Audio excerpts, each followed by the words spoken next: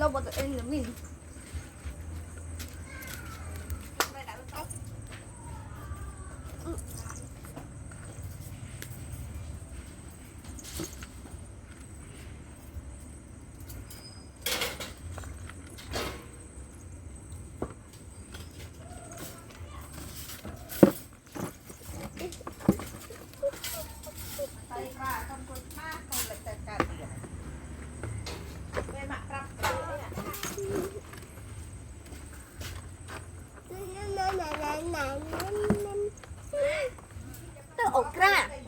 tắc ổ cà là khi tắc ổ cà tắc ổ cà quýt cầu ấy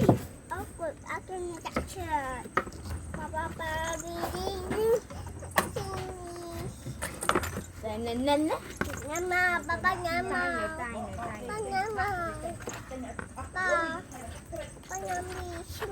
Papa đi màu à là cò thầy con vô tự ôn cái mắt của nó giờ đi bán lui vậy từ ngày kia hả mặt lùi Ngay vậy con. các con này á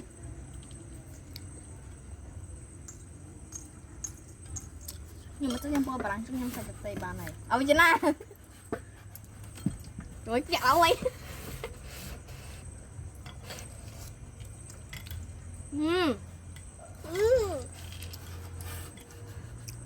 nhâm nước ra đâm một thịt là một bài trâu à hay là hai làm nước ham ạ bye see you next time tự con nó lại chật để con nặng nhắm mắt rồi thì giờ chút rồi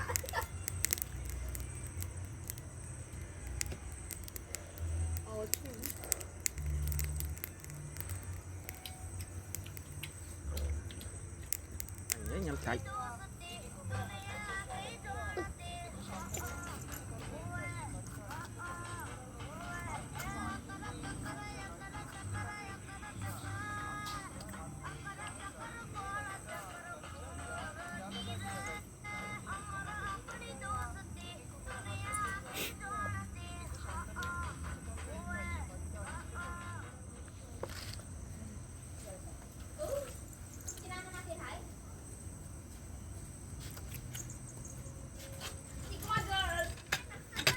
sạch hơi nấm pan tiệt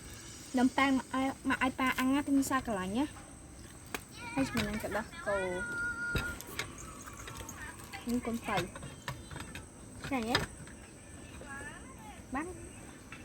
nhầm nhầm bay một cái camera nè bán đi nhầm nhầm ơi bán hay xin lỗi